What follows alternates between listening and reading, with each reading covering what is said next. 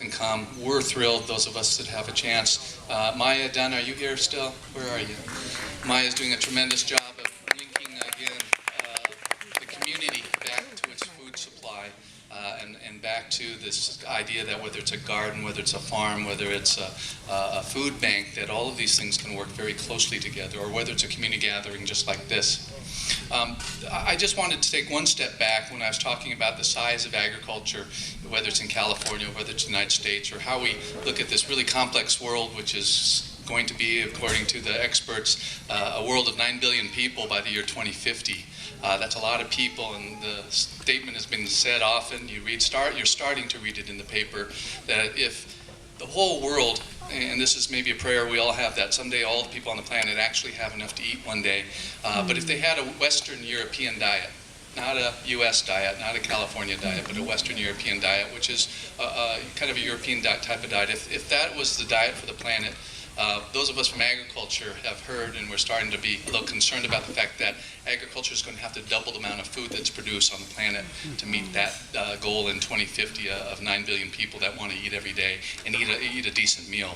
And so while we certainly recognize that if we're living in a system of abundance, and that's what's happening, I think, in the United States here, and certainly in other developed countries, I can't help but feel a little bit troubled sometimes when I see the people that really love to criticize and beat up on the food system that we have, the current food system, and they say that it's a broken system. I don't believe in that necessarily. It has flaws. It has tremendous amount of flaws over this last century, and even now, and a lot of the mistakes of the past are still being made. But you have two kinds of systems that I think are going to end up in this world. One is a system that creates abundance. One is a system really that is basically driven by scarcity. One then is basically a plan for living. The other is a kind of a plan for survival. And for those of us that come from agriculture, I think we're more intent on trying to create a system that's one of living, not one that deals with scarcity, that deals with survival, that deals with basically failure. And so I think as we start to look at what then can a food system be, that's all the more important why I think all of you are here today. We have tremendous opportunity within a region. I like to use three. It's only in the last 60 years that we've started to see this really enormous change in how agriculture feeds a world. Fast forward to this, our own county here. Many of you might not remember we used to have a sugar beet factory right over here off of Newport Boulevard, off of Bake Road. We used to have, this was the #1 lima bean growing capital of the world. Costa Mesa was. Apricots was one of the top crops grown in this county. And nothing's changed. We can grow all those crops again. We just planted for the first time in 25 years the first planting of asparagus, yes, Orange County asparagus, back into this area. The concepts, one is called a watershed. We all know what a watershed is. Water drains into an area, eventually drains out to the ocean. There's a concept that people talk about these days called an energy shed, and an energy shed would be all the different kinds of energy systems you might have in an area like Orange County. We have wind, we have solar, we have maybe some biogas where we can take our waste and generate electricity or generate gas out of the waste stream. And then there's a food shed. So there's a watershed, a food shed, and an energy shed. Yet at the same time, more and more people, because there's so many fewer farmers left in our country, where 1% of the population currently is in commercial agriculture in our country. But how many of you are doing gardening? See, so I always say gardening is farming. Believe me, it's a lot of work, isn't it? Only mine are roses. And what's the difference between garden work and farm work? Is there much difference? No, it's very similar, except for the hours that you might have to commit to it.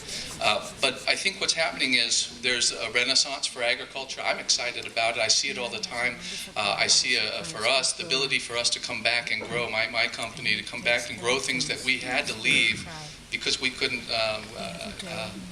We just were talking to this idea of sustainability as you're environmentally sound, you're socially viable, but the important leg of that stool is you're economically viable. There's a lot of great intentions that start off with community gardens, that start off with small farmers, and they still have to make enough money or be supported by enough resources that they can keep the farm operation moving forward. And so what you start to see that happen as people become more aware of their food supply and are willing to take the dollar that you have in your pocket and say, I want to change the food system. I want to change the way food is delivered. I want to change the way food is grown. I've always thought that that was a great, great example of how this country or how our region can significantly change what they do with their food choices, what they do with their food production, and more importantly, what they do with making sure that do things like end hunger or stop really the crisis with obesity. Those are very closely related, and I'll finish up by saying when you look at the challenges that we face as a country right now, 1 in 5, 20% of the folks in our country, some people will argue that it's 1 in 6. Do we really want to argue about 1 in 6? Have food insecurity. They can't get enough food on the plate predictably.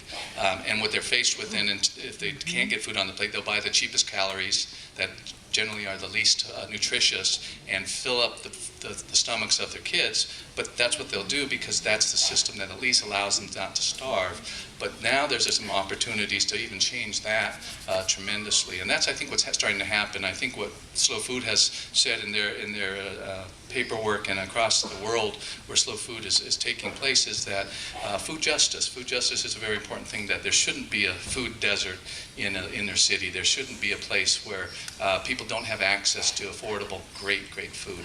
And I think that goal of what slow food has been all about is as important as anything is we can enjoy a wonderful dinner, but more importantly, we can also put great food on the plates of all. And whether it starts with the school lunch program, the food bank programs, or our own backyard, where we're able to do enough things and create really a wonderful new way of looking at agriculture in this century. So with that, I'd like to say it's been a delicious meal. It's been super working with Roger. I want to thank you for helping us. I know Dr. Bill Rowley is here someplace. I saw him over here. Years and years ago, Bill was way ahead of his time. He talked about permaculture, and he still does. He was one of the first ones 30-something, 40 years ago almost, to really start talking about permaculture as a way that you would take within your home, within your community, within your state, within your country, and then on a larger level as well, globally, that you start to create these patterns where you're overlapping your food systems, your water systems, your energy systems, and weaving them together so they make a lot more sense than they certainly did in this last century. Interestingly, if you go back a couple centuries, that's all we ever had was food system, energy systems, and water systems all linked together with animal power or water power pushing a mill, and the communities were built around those systems, and that's what we had 200, 300 years ago. I think the best thing I can say is, but don't criticize with your mouth full the ag system as it exists. It's a pretty remarkable system. It's changing. It's not the same system of the 20th century here in California especially, and you're watching it change in front of your eyes. So we're excited about the future. Please enjoy, and again, thanks for having me here today.